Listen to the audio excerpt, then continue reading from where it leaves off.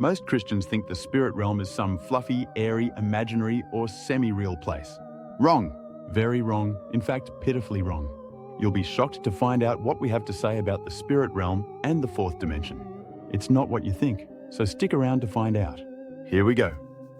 The more solid thing can pass through the less solid thing. For example, you can pass through air.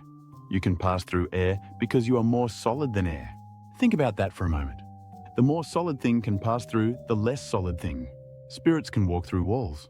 This means that spirits are more solid than the physical world. Has it begun to make sense? Never forget, the spirit realm is more real than the world you see. In theory, scientists say the fourth dimension is more real than the third dimension we live in. We can now put two and two together to agree that the fourth dimension is the spirit realm.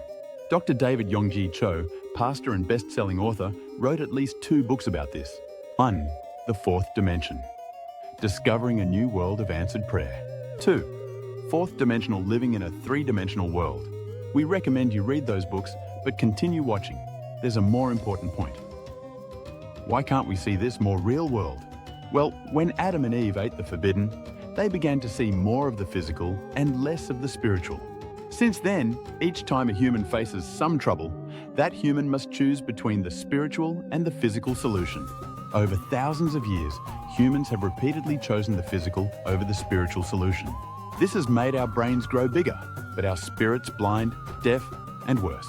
This is the case, even though the spiritual is more important than, and gives birth to, the physical. What are you going to do about this? Before you answer, here's another question. Between $1 billion and getting to know the creator of all realms, which would you choose? Once again, you don't need to answer because you make that choice each day. By the way you live.